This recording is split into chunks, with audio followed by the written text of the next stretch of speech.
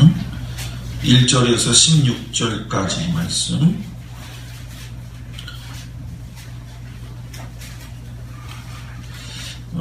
우리가 좀 너무 기니까 요한복음 11장 1절에서 6절까지 말씀만 보도록 하겠습니다. 요한복음 11장 1절에서 6절까지 말씀 다같이 한 목소리로 봉독합니다. 어떤 병자가 있으니 이는 마리아와 그 자매 마르다의 마을 베다니에 사는 나사로라. 이 마리아는 향유를 주께 붓고 머리털로 주의 발을 닦던 자요 병든 나사로는 그의 오라버니더라. 이에 그 누이들이 예수께 사람을 보내어 이르되 주여 보시옵소서 사랑하시는 자가 병들었나이다 하니 예수께서 들으시고 이르시되 이 병은 죽을 병이 아니라 하나님의 영광을 위함이요 하나님의 아들이 이로 말미암아 영광을 받게 하려 함이라 하시더라. 예수께서 본래 마르다와 그 동생과 나사로를 사랑하시더니 나사로가 병들었다 함을 들으시고 그 계시던 곳에 이틀을 더 유하시고. 아멘. 우리 말씀을 위해서 이 시간 기도하겠습니다. 하나님, 오늘 이 저녁에도 찾아온 성도들에게 주님이 함께하여 주시옵시고 주시는 말씀을 마음판에 새기고 우리가 돌아갈 수 있도록 인도하여 주시옵소서. 무엇보다도 아버지 우리의 믿음이 주님 보시기에 아름답게 하시고 인생 가운데 주시는 교훈을 잘 받아서 하나님께서 주신 그 은혜와 기쁨을 누리며 살 수 있는 저희들 되도록 인도하여 주옵소서. 성령께서 이 시간 큰 은혜로 베풀어 주시길 간절히 바라면서 예수님 이름으로 기도드렸습니다. 아멘. 할렐루야. 오늘은 베다니의 마리아와 마르다라고 하는 제목을 가지고 여러분들하고 은혜를 나누겠습니다. 근데 제가 주제를 믿음과 소망과 사랑의 아름다운 본보기다 이렇게 얘기를 했는데 이 뜻이 무엇인가? 이 성경의 말씀의 사건, 그러니까 마르다와 마리아가 나오는 부분을 몇 군데가 있어요. 아주 적게나마 그 부분하고 연결시켜서 같이 은혜를 나누려고 합니다. 이 이야기 무대를 갖다가 오늘 말씀을 보게 되면 베다니다라고 이야기를 해요. 지난 성지순례 갔을 때에 이 베다니 지역을 제가 가보았습니다. 그래서 나사로의 무덤까지 가보았는데 예루살렘에서 가까운데도 불구하고 차를 타고 이렇게 빙 돌아서 갔던 기억이 나요. 왜냐하면 지금 거기가 팔레스타인 자치구역이 됐기 때문에 이렇게 직선으로는 갈 수가 없는 곳이죠. 그 베다니에 가보면서 제가 느낀 것 중에 하나가 마을이 아주 작다라고 하는 거를 느꼈어요. 우리나라 같은 경우로 얘기하면은 다 굴락굴락으로 이렇게 연결이 되어져 있지만 시골 풍경이 나는 듯한 그런 곳이었죠. 그 베다니가 성경 속에서는 실상 중요한 것으로는 그렇게 많이 나오지를 않아요. 오늘 우리가 읽었었던 마리아와 마르다의 오랍이었던 그 죽었던 나사로의 이야기, 그리고 예수님이 찾아가셔가지고 그 집에 유하시면서 잔치했던 그 이야기, 이렇게 몇 가지밖에 없죠. 근데 제가 여기서 오늘 이 베단이라고 하는 장소를 중요하냐 중요하지 않냐 이것을 이야기하는 건 아닙니다. 정말 중요한 거는 뭐냐면은 오늘 그 읽은 말씀에도 나와 있지만 11장 5절에 예수께서 본래 마르다와 마리아를 갖다가 그 동생과 나사로를 사랑하시되라고 이야기를 하셨어요. 자, 이 이야기가 뭐냐면 예수님은 사랑하는 자들을 위해서는 장소가 어떠한 곳이든 불문하시고 그들의 곁들에 원하는 곳으로 늘 가셨다는 거예요. 항상 우리의 마음가짐이 정말 중요한 것인데 우리는 지금 예수님을 보이지 않게 믿고 있잖아요. 2000년 전에 우리가 살고 있는 거 아니잖아요. 그런데도 시공간을 초월해서 우리가 은혜 받을 수 있는 건 뭐냐면 예수님이 마르다와 마리아와 그의 오라비였던 나사로를 사랑하셔서 이유불문하고 거기에 찾아가셨던 것처럼 예수님은 오늘도 우리들에게 찾아오신다는 사실이에요. 이 찾아오신다라고 하는 것은 결국 예수님하고 그 자매와 나사로의 관계 속에서 무엇인가 특별한 관계가 있었기 때문에 찾아갔다는 얘기예요. 자, 여러분들이 아무도 상관이 없는 사람을 찾아가겠어요? 찾아가지 않는단 말이에요. 자, 그렇다고 한다면 예수님이 이렇게 이런 자매들을 찾아가가지고 같이 이야기를 나누고 또 죽은 오라비를 살렸다라고 하는 것은 이 마르다하고 마리아의 그 상황 속에서 보게 되면은 서로에 대한 어떤 그 존중함과 그리고 예수님에 대한 어떤 사랑함이 끈끈하게 연결이 되어 있다는 거예요. 신앙생활은 그렇게 하는 거예요. 신앙생활은 사람들한테 보여주려고 하는 게 아니라 신앙생활은 내가 개인적으로 하는 것이 또한 아니에요.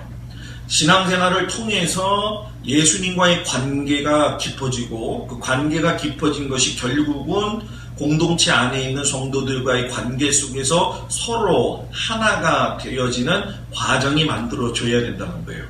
이것이 없이 뭐 오늘도 그런 이야기는 뭐 오라비였던 나사로에게 집중이 되어져 있지만 제가 이제 다른 이야기를 끌어가지고 온다고 했죠.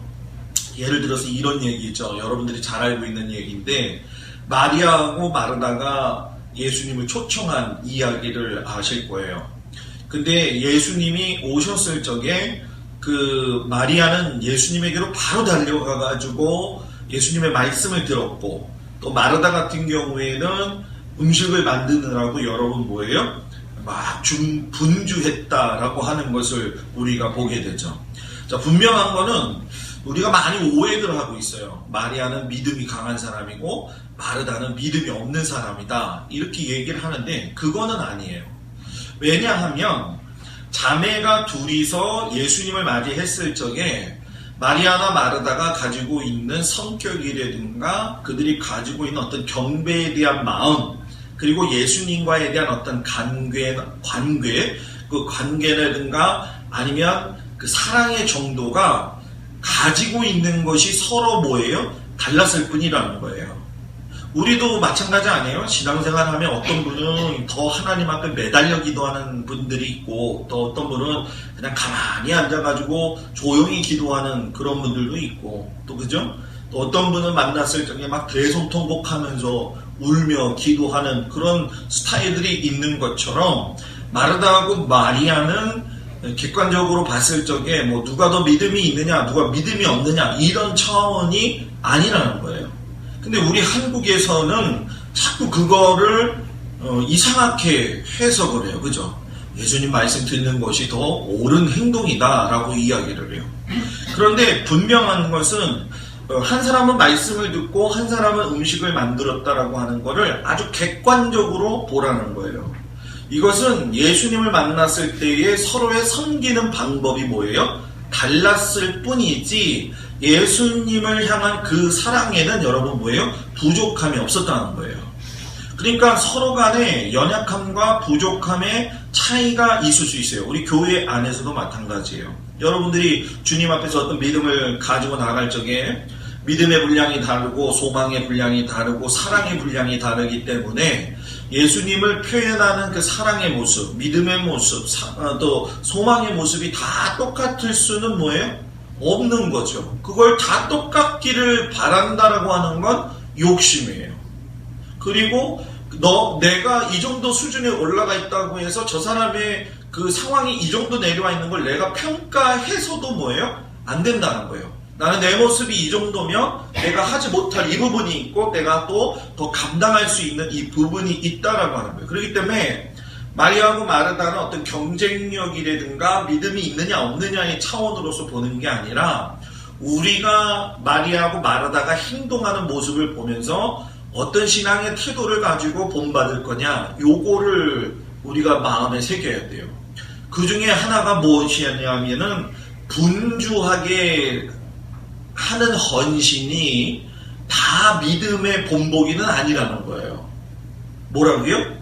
분주하게 하는 헌신이 다 믿음이 아니라는 것은 아니라는 것을 뭐예요? 본보기로 보여주고 있다는 거예요. 자, 예수님께서 마리아하고 마르다의 집에 가셨어요. 자, 아까도 그런 얘기 했지만 단순히 도착하셔서 반응에 따라서 우리가 평가할 문제가 아니라고 그랬죠. 여기서 우리가 생각할 문제가 있어요. 그것은 무엇이냐면 여러분들이 마리아하고 마르다가 되어졌다라고 생각을 해보자는 거예요. 제가 신방하러 갈 적에 여러분들 어때요? 목사님 오나보다 또 이래요? 아니면 며칠 전부터 집 청소해요? 안 해요?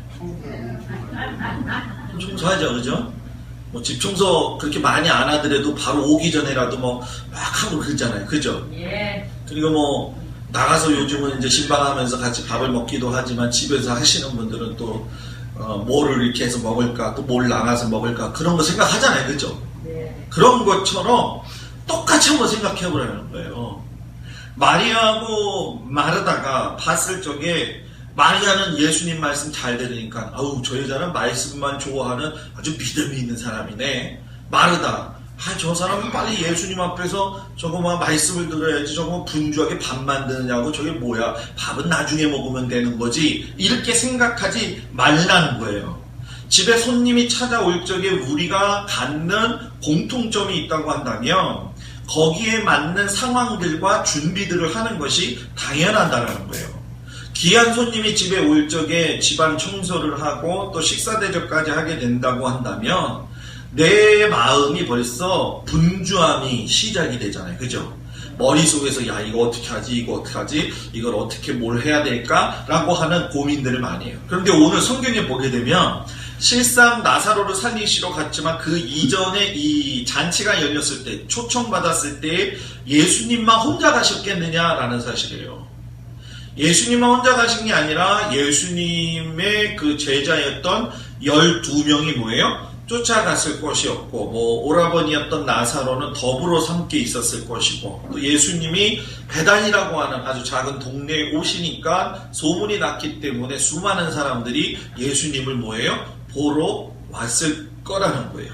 그러니 어떤 의미에서 보게 되면 너무나도 분주하고 어떻게 보면은 소홀히 하게 될 경우에는 문제가 될 수도 있다라고 하는 생각을 가질 수가 있다는 거예요. 그런 분주한 시간에 예수님이 딱 도착을 하시는 거예요. 근데 마리아가 주님 앞으로 홀딱 가버린 거예요. 그냥 홀딱 가버린 거예요. 그리고 마르다는 홀로 남아서 그 많은 사람들의 음식을 만드는데 막 분주한 거죠. 왜? 손길이 모자라고 막 나는 갔다가 이렇게 다다다다 막 만들고 그러는데 진짜 뭐 누가 같이 와가지고 목사님 뭐 예를 들어서 신방 오신다 그러면은 집에서 반찬을 만들고 그러면은 혼자 못 만드니까는 같이 이렇게 모여가지고 여러분들이 만들잖아요. 그죠? 그런 거하고 똑같은 상황이라고 생각을 하면 된다는 거예요. 근데 잘 생각해 보세요. 마르다라고 해가지고서는 예수님의 말씀을 듣고 싶지 않았겠냐는 거예요. 다 예수님의 말씀을 듣고 싶었다는 거예요. 근데 하다가 보니까 뭐가 나요? 이제 짜증이 나기 시작을 하는 거예요. 왜? 누구는 듣고 누구는 뭐예요? 일하고. 이거 뭐 우리는 당연하게 우리도 그렇게 생각할 수 있는 거예요. 그래서 우리도 어떻게 보면 마르다 같은 형편에 놓이게 되면 마리아 같이 보이는 성도들을 향해 가지고서는 말은 안 하지만 속으로 얄미운 생각이 들까요? 안 들까요? 솔직하게 말하세요. 두렵죠, 그죠? 얄밉죠, 그죠? 내가 그 자리에 가 있으면 얼마나 좋은데 좀 도와주지 눈치도 없냐 이런 마음을 가지게 될 거예요. 근데 여러분 생각해 보세요. 참다 못한 마르다가 마리아를 갖다가 직접 이야기하지 아니하고 예수님한테 이야기했어요. 자, 마르다가 마리아를 불러야 되는데 지금 예수님한테 청해가지고 나로 하여금 어떻게 해요? 도와주라고 이야기 좀 해주세요 라고 얘기해요. 자, 여러분 여기서 뭐가 생각이 나요? 지금 마르다의 기분이 나쁜 대상은 마리아가 아니라 누구예요? 예수님이에요. 예수님. 예수님 이거 못 봅니까 지금? 이거 내가 지금 예수님을 위해서 이렇게 준비하고 있는데 예수님 지금 마리아를 보내가지고서는 한몫 거들라고 해도 제가 이렇게 진짜 분주한 상황 속인데 하나님, 예수님 어떻게 이러실 수가 있습니까? 예수님 공평하게 해주십시오. 예수님이 마리아 보내주십시오. 이런 이야기라는 거예요. 그런데 마르다가 그렇게 요구를 했을 적에 마리아를 향해서 예수님이 야, 너 가서 언니 좀 도와줘라 이렇게 얘기했으면 대단히 좋았을 거예요. 그렇죠? 그런데 이런 방법 안 하시고 그냥 계속 마리아하고 뭐예요? 이야기를 하시는 거예요. 그러니 마르다 입장에서는 더 약이 오를까요? 안 오를까요? 약이 더 오르는 거죠. 여러분, 그런데 우리가 생각을 해봐요. 여기서 예수님이 상황 파악을 못 하셨겠느냐라는 거예요. 상황 파악은 이미 됐다라고 하는 거예요. 그러면 여기서 우리가 느낄 수 있는 게 뭐냐면 마리아하고 마르다의 성격 차이가 분명하게 드러나요. 우리도 교회에서 신앙생활 할 적에 나 혼자 신앙생활 하는 거 아니잖아요. 성도들끼리 서로 있잖아요. 상처를 안 주고 글을 내면은 그 사람의 성격이나 기질이라든가 그 사람 가지고 있는 습관이라든가 하는 걸 그대로 인정해 줘야 돼요. 그대로 인정해 줘야 돼요. 네. 여러분들이 어떻게 만들어 놓은 상 속에서 야, 저 사람은 저렇게 하냐? 저렇게 하지 말지. 저건 좀 비정상인데 비정상인 거라고 생각하지 말고 저 사람이 가지고 있는 스타일이 있어요. 그 스타일에 맞게 거기까지 생각하고 거기까지 간단 말이에요. 그렇기 때문에 그걸 우리가 인정을 해주게 되면 그 사람을 보는 눈도 관대해질 것이고 그 사람에 대한 이해도도 빨리 뭐예요? 높아지는 거예요. 그런데 누구 눈에 맞춰요? 내 눈에 맞추는 거예요. 내 마음에 맞추는 거예요. 내 신앙에 맞추는 거예요. 그러니까 그게 꼴보기가 싫은 거예요. 아니 어떻게 저럴 수가 있지? 그래서 제가 여러분한테 늘 이야기하지만은 신앙은 상식선까지만 가더라도 반은 뭐예요? 간다라고 하는 거예요. 도덕적 상식선만 지켜도 어느 정도 갈 수가 있다라고 하는 거예요. 마르다는 직선적이기 때문에 하고 싶은 말 다 해야 되는 스타일이에요. 우리 교회에서도 그런 사람들 있어요, 없어요? 왜 한 사람밖에 얘기를 안 하지? 있잖아요. 하고 싶은 말 있으면 하고. 또 반면에 마리아처럼 상황에 어떤 상관없이 조용히 앉아가지고서는 기다리는 그런 스타일도 있어요, 없어요? 있단 말이에요, 똑같이. 그러니까 여러분 이게 재밌는 게 뭐냐면 예수님의 12제자 가운데서도 똑같은 일이 일어났었어요. 그게 뭐냐면 베드로 같은 경우에는 행동파예요. 기분파예요. 사도 요한 같은 경우에는 순종파예요. 순정파예요. 기질이 달라요. 그죠? 그걸 인정을 해야 돼요. 아침에 수요일 설교 준비 딱 하고 난 다음에 제가 행동파잖아요. 제가 행동파니까 갑자기 설교 준비하다가 그래 때가 됐다. 오늘 목양실을 또 한 번 바꾼다. 그래서 순종파인 전도사님에게 부탁을 했더니 오후 4시까지 아침부터 점심 먹고 와가지고 해가지고선 바꾼 거예요. 이게 상호 연결이 되니까 서로 협력이 되고 섬김이 되는 거잖아요. 그죠? 이거 뭐 전부 다 행동파고 다 기질파가 안 좋으면은 여러분 뭡니까? 승질난다고 막 상 집어 던지고 책 집어 던지고 막 그럴 거 아니라는 거예요. 근데 그것이 교회가 협력해서 나가는 것처럼 마리아하고 마르다도 똑같다라는 거예요. 그런데 가장 중요한 거는 예수님의 태도예요. 그게 무엇이냐면은 일방적으로 어느 사람만을 편애하는 것이 아니라 마리아하고 마르다를 향한 예수님의 사랑이 똑같았다는 거예요. 근데 우리가 신앙생활하면서 실수하는 것 중에 한 가지가 뭐냐면 목사님이 나하고는 왜 얘기를 잘 안 하지? 저 사람이 나하고는 왜 얘기를 잘 안 하지? 하면서 마음에 상처를 받을 때가 있어요. 근데 여러분 엄연히 따져서 얘기한다고 한다면 그건 기질적인 문제가 있는 거예요. 왜냐하면 내가 자라나는 환경 속에서 관계가 소홀했거나 아니면은 여러 가지 정서상에서의 어떤 피해감이 만약에 있는 사람들 같은 경우에는 그런 것들에 대해서 민감할 수밖에 없는 게 사실이에요. 그렇기 때문에 자아가 건강해야 돼요. 아멘. 교회가 성도들이 건강해야 돼요. 아멘. 교회 건물이 건강하고 튼튼한 게 중요한 게 아니라 교회 안에 있는 성도들의 자아, 인격, 마음의 태도, 신앙의 생각이 여러분 뭐예요? 건강해야 되는 거예요. 그래야지 교회가 뭐예요? 건강하다는 거예요. 건강하다는 거예요. 마르다는 분명히 믿음이 있는 여인이었어요. 믿음이 없었다고 한다면 주님을 기쁘게 맞이할 생각도 안 했을 것이고 많은 음식을 갖다가 손수 직접 자기가 만들 생각을 하지 않았을 거라는 거예요. 예수님이 그걸 모르고 계셨던 게 아니에요. 알고 계셨다는 거예요. 마르다의 분명한 믿음이 있는데 문제가 뭐냐면 마음 한구석에 성격적인 문제가 있기 때문에 예수님한테 말하는 것이 아니라 이 성격적인 문제를 갖다가 잘 이겨내지 못하니까는 영적인 문제로 발전해서 그것이 뭐예요? 자기 만족에 가깝지 않으니까 거기에 대해서 반응이 나온다는 거예요. 그러니까 오늘도 우리가 신앙생활 할 적에 정말 중요한 게 뭐냐면 나의 어떤 마음 한구석에 성격적인 문제에 어떤 뭐라고 해야 될까요? 부족한 부분이 있다고 한다면 그것이 말씀으로 자꾸 변화되고 그것이 말씀으로 자꾸 단련되어지고 훈련되어질 적에 그것이 폭발이 되지 아니하고 영적인 문제로 여러분 뭐예요? 하나님께서 잠재워 가실 수가 있다는 거예요. 있다는 거예요. 그러니까 여러분들도 막 인내하고 참고 하는 경우가 있어요? 없어요? 있잖아요. 막 이렇게 뭔가 해내고 싶은 마음이 들 때도 있죠. 그런데 여러분 잘 보세요. 내가 하는 일에 대해서 기뻐해야 된다는 건 분명한 거지만 주님이 나를 사랑하시고 있다는 걸 믿는다고 한다면 내가 어떠하든 다른 사람이 어떠하든 간에 어떤 태도로 하든지 어떤 마음으로 대하든지 그 속에서 분주한 것보다 부정적인 것보다는 그 사람을 볼 적에 긍정적이고 좋게 볼 수 있는 안목이 생기는 거예요. 여러분들 눈이 어떤지 한번 보라는 거예요. 여러분들 마음이 상황에 따라서 어떻게 되어지고 있느냐 이걸 보는 거예요.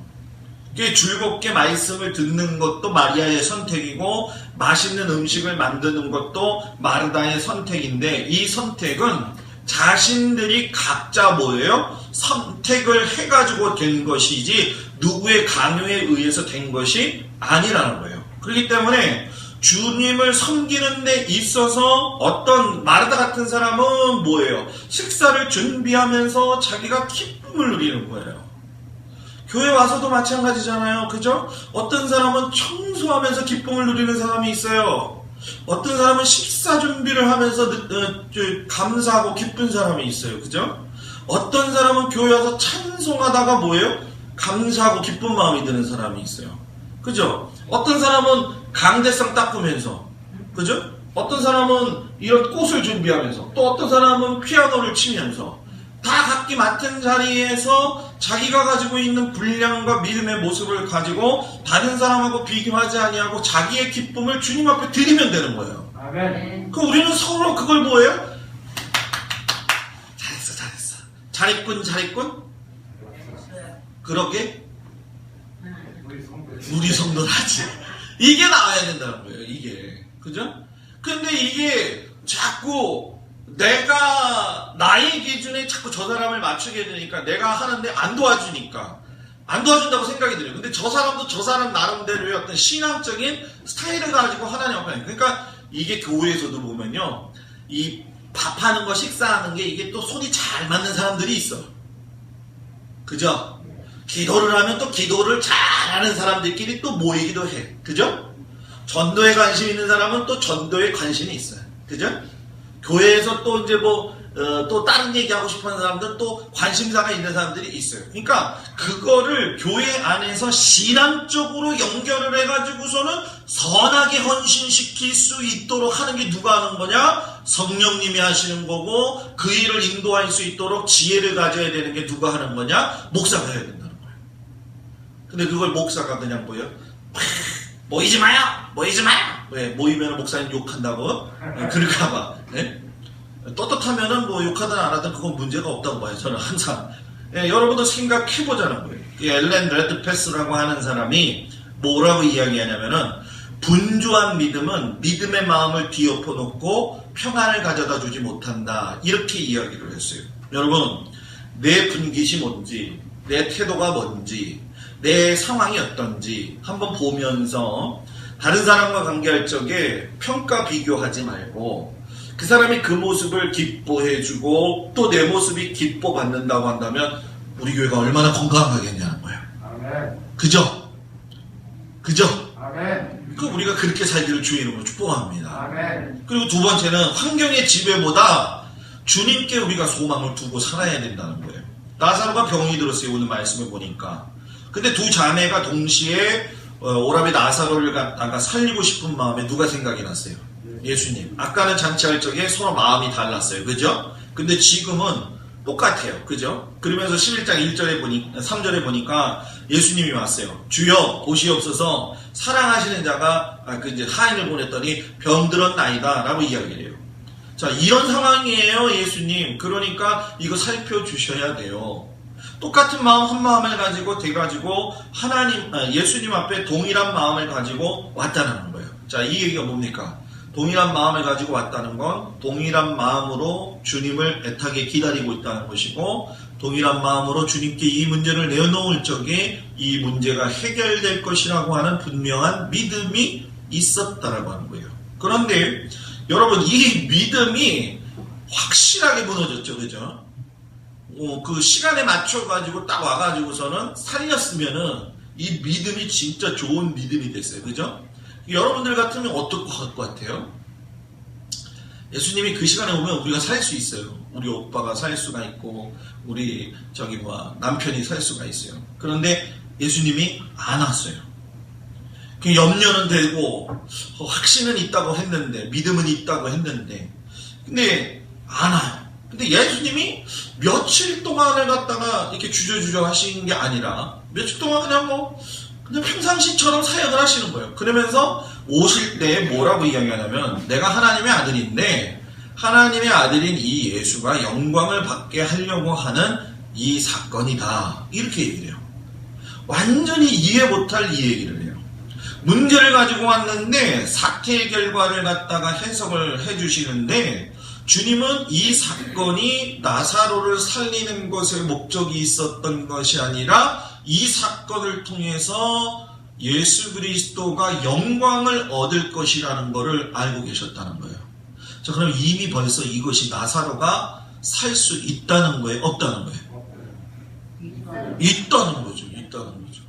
벌써 예수님은 있다는 것을 알고 계시면서 이 일로 인해서 주님이 내가 영광을 뭐예요? 받을 거다. 그래서 이거는 하나님의 영광을 위한 사건이라는 거예요. 그래서 여러분, 영광을 위해서 하는데, 여러분 우리가 여기서 잘 생각해 봐야 될 게 뭐냐면, 소망하고 희망은 비슷한 것 같지만 달라요.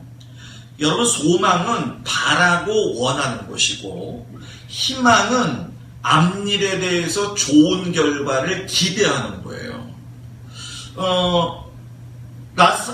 마르다하고 마리아는 소망하고 희망 중에 어디에 가까운 것 같아요? 소망은 바라고 원하는 것이 이루어지는 소망. 희망은 앞일에 대해서 좋은 결과를 기대하는 것. 지금 나사로가 아파요. 죽어가요. 그러니까 좋은 결과가 나왔으면 좋겠어요. 뭘 가진 거예요? 희망을 가진 거예요. 희망을 가졌는데 성도에게 요구되어지는 건 희망이 아니라 뭐예요? 소망이라는 거예요. 왜 치과 오시지 않았어요, 예수님? 내가 그렇게 희망하고 있었는데 왜 오라버니가 죽게 만드셨어요? 왜 고쳐주시지 않았어요? 내 희망이 무너졌어요. 주님이 여기 계셨더라고 한다면 이 희망이 있었을 텐데 이게 다 희망이 무너지는 소리였어요.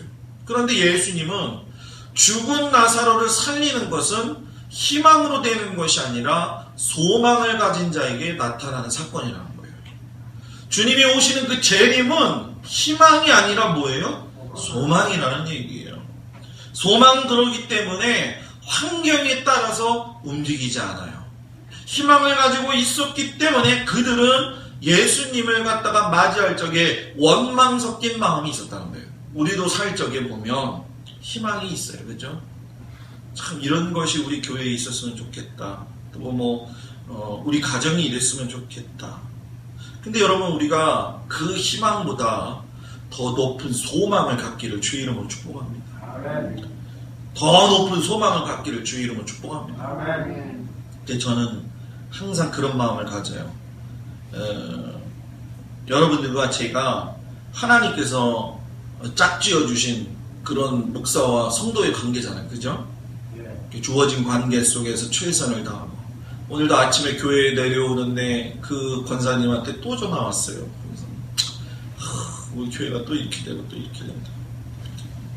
제가 보니까 방법의 해결점이 너무 늦었어요. 왜? 경각심이 너무 늦었고, 자아들의 건강과 목사의 건강과 어떤 장로님들의 건강, 또 성도들의 어떤 건강들이 너무 이미 파헤쳐진 상태였기 때문에 참 힘들다, 이런 생각이 들었어요.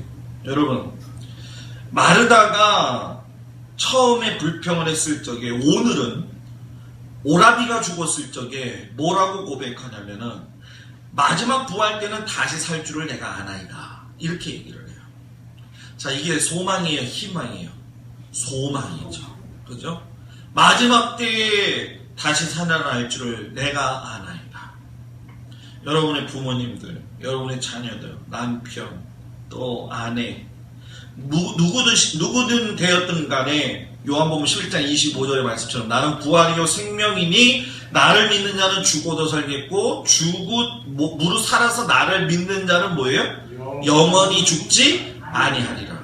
이 말씀이 여러분들 소망이 되길 주의 이름으로 축복합니다. 아멘. 소망이 되기를 축복합니다. 아멘. 그러니까 신앙생활을 지식적으로 하게 되면은 이게 소망이 아니라 희망적으로 사는 거예요. 그러니까 지식적으로 사니까 희망이 자꾸 무너지니까 자꾸 인간 관계에서, 인간적 관점에서 모게 되는 것이고, 처한 환경에서 떠나가지 못한다는 거예요. 그러니까 우리 성도들의 믿음의 깊이가 이런 상황 속에서 환경들을 이길 수 있는 희망이 아닌 소망의 사람들이 되기를 주의 이름으로 축복합니다. 아멘. 마지막, 사랑은 향기이면서 비용을 계산하지 않는다는 거예요. 자, 예수님의 그 사건 중에 한 가지가 이제 마지막 절정에 가게 되면 이제 나타나게 되는데, 예수님이 나병 환자 시몬의 집에 가 있을 때에 주님 발 앞에 있던 이 마리아, 예수님의 말씀을 듣고 깨달았었던 그 여인이 와가지고서는 예수님이 장사되시고 부화되실 것을 알고 향유 옥합을 깨가지고서는 예수님께 부어드리죠. 그리고 주님이 부활하신 날에도 보게 되면 일찍이 이 다른 여자들과는 다르게 또 마리아가 행동하는 모습을 우리가 보게 돼요. 이게 지금 성경에 마리아라고 하는 이름이 너무 많이 중복이 되니까 여러분들이 좀 이게 어려워하실 텐데, 지금은 오늘 얘기한 것만 하는 거예요. 1년치 공급을 다 사가지고서도 살 수 없는 그 정도의 값진 기름을 사가지고서는 갖다가 부었어요. 도대체 이해가 되지 않는 일이죠. 여러분들 같으면 할 수 있겠어요? 못해요. 여러분들 같으면 1년치 내가 모았던 돈을 갖다가 예수님한테 다 드릴 수 있냐는 거예요. 그거가 똑같은 거잖아요. 그죠? 지금도 이스라엘에서는 이 나드 향유는 굉장히 비쌉니다. 지금도. 근데 중요한 건 뭐냐면, 여러분들이 입장 바꿔서 생각해 보는 거예요. 아이들이 아플 적에 내가 부모로서 어떤 마음을 가지고 이야기합니까? 하도 아픈 모습을 보게 되면 차라리 내가 뭐예요? 대신 아팠으면 좋겠다라고 이야기를 해요. 자, 그 이야기하는 이유는 뭐 때문에 그런 거예요? 자식을 사랑하기 때문인 거예요. 자, 마리아의 행동은 이상한 행동이 아니에요. 사랑하기 때문에 그런 거예요. 사랑은 비용을 계산하지 않아요. 사랑은 누군가를 사랑할 적에 있어서 비용을 계산하는 것이 아니라 아름다운 향기가 나게 하는 거예요. 아름다운 향기. 집에 남편이 별로 사랑 안 해줘요? 예? 아내가 사랑 안 해줘요? 저는 지금도 솔직히 커피 맛을 잘 몰라요, 장로님. 그냥 이제 믹스 커피 안 먹어보려고 노력을 지금 하면서 그냥 아메리카노 비슷하게 해가지고 이제 설탕 꼭 한두 스푼 넣어서 먹으면 다 참 달짝지근한 게 그게 제일 맛있어요. 집사람을 처음 만났는데 집사람이 커피를 너무 좋아하는 거예요. 저 여자를 꼬시기는 해야 되겠는데 커피는 잘 모르겠고, 그때 그 당시에 럼바트라고 하는 커피가 있었어요. 혹시 아세요? 그 컵 위에다가 또 넣고 이렇게 넣으면 이렇게. 난 솔직히 그걸 먹어본 적이 없어요. 언제 봤냐면 학교 동기들 모임에 갔는데 애들이 럼바트 커피를 시켜요. 뭐 그때 뭐 오렌지 주스 먹고 이런 게 제일 좋죠. 저는 대학생 되고 했어도 뭐 이런 커피는 별로 잘 먹지는 않았었거든요. 저걸 한번 사봐야 되겠다. 그래가지고 수원역 앞에 있는 카페에 가가지고 지금도 생각이 나요. 럼바트 커피를 탁 시켰어요. 탁 알았어요. 맛있게. 되게 비싸요. 그래서 저희 집사람이 그랬대요. 그 시간 지나고 나서. 야, 이 남자가 커피를 뭔가 아는 남자다. 그런데 무슨 커피는 뭘 알아, 알기는. 그죠?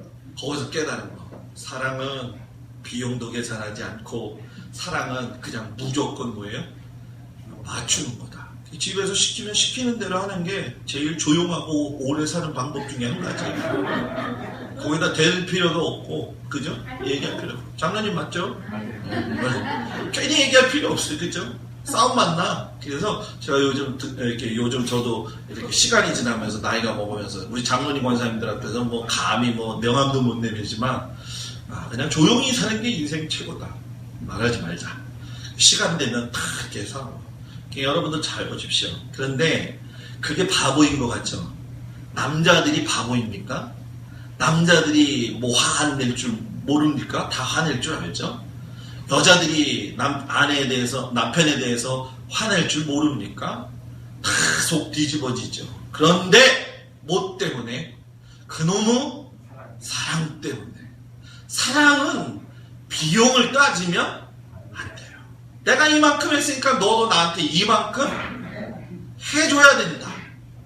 야, 다른 집에 가니까 야, 그 부인은 야, 신발을 갖다가 구두를 야, 그렇게 잘 사주던데 당신은 뭐하고 앉아있냐? 이런 거. 그죠? 비교하지 말고. 항상 우리가 그 가정 얘기로 자꾸 가는데 그러지 말아야 되는데, 여러분 이건 제 얘기만 아닐 거라고 생각해요. 저는요. 분명히. 그죠? 제 설교 중에 제일 그 유일한 특징 중에 한 가지가 뭐냐면 우리 생활 속에 있는 얘기를 제가 제일 잘한다는 건데, 우리 서로 사랑할 적에 비용을 생각하지 말고 그냥 있는 대로 마음을 내어주고 섬길 수 있고, 가끔씩 가다가 우라통이 터져가지고 막 속이 뒤집어질 것 같을 때가 있긴 하겠지만, 그래도 여러분 내가 안 데리고 살면 누가 데리고 살겠어요? 그런 마음을 가져라.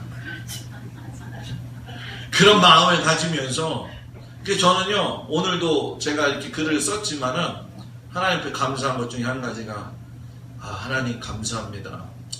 여러 가지 감사가 있겠지만, 오늘 이제 그 일을 하고 나서, 제가 목양실도 있어서 감사하고, 옛날에 부목사 때는 너무 바빠가지고, 정신도 못 차렸는데, 지금도 바쁜 건 분명히 바쁜데 그때같이처럼 안 바쁜데 이상한데 하여튼 간에 릴렉스하게 가고, 또 성도들이 있어서 좋고, 하나님 정말 우리 성도들하고 만나서 이렇게 목회하니까 참 감사합니다. 글을 썼어요. 그때 제 친구 하나가 저기 충북에서 감리사 하던 친구가 요번에 강화로 올라왔어요. 강화로. 그 강화에 올라온 친구가 그 밑에 댓글에다가 뭐라고 썼냐면, 야, 난 목양실도 없어. 이렇게 썼더라고요. 그래서 내가 그 밑에다가 썼어요. 미안하다. 그렇게 했어요. 이 분류가 안 돼 있는 그런, 이제 사택하고 교회가 이렇게 함께 있으면 목양실 없는 경우가 많이 있으니까. 여러분, 찾아보세요. 감사할 게 많고, 향기 날 게 많고, 사랑할 게 많고, 좋아할 게 많고, 기쁜 것이 많은 것이 우리들의 삶이에요. 그러니까 우리가 사랑을 가지고 이걸 흘려보내야 돼요. 나만 사랑하고 있다고 이걸 가지고 있는 게 아니라 막 흘려보내야 돼요. 그래서 당신에게도 사랑이 가기를 하고 복이 흘러가기를. 자, 옆 사람하고 이야기해. 당신에게 내 사랑이 흘러가기를 원합니다. 당신에게 내 복이 흘러가기를 원합니다. 막 흘러가기를 원합니다. 여러분 막 흘러가기를 주의 이름으로 축복합니다. 이스라엘이 멸망했을 때 하나님이 회복할 적에 꼭 나오시는 말씀이 있어요. 그게 뭐냐면 예루살렘 성문에서 샘물이 흘러나와 가지고 엔게드리를 거쳐 가지고 아카바까지 간다. 이 얘기를 꼭 합니다. 물이 흘러가는 거예요. 물은 밑에서 위로 올라가는 게 아니라 위에서 뭐예요? 밑으로 아래로 흘러가는 거예요. 영적 기운도 똑같은 거예요. 그래서 우리 하반기 때는 그 영적 기운을 위에서 아래로 더 내려갈 수 있도록 제가 더 점검하고 또 여러분들 우리 장로님들도 더 점검하고 그런 모습으로 살아가기를 주의 이름으로 축복합니다. 딱 한마디만 여러분들 옆 사람하고 이야기합시다. 사랑은 비용이 들지 않고 오직 향기만 있습니다. 아멘. 기도하겠습니다. 은혜로우신 아버지 하나님, 사랑은 향기가 있고 비용이 없습니다. 우리가 이런 마음을 가지고 살 수 있도록 도와주시옵소서.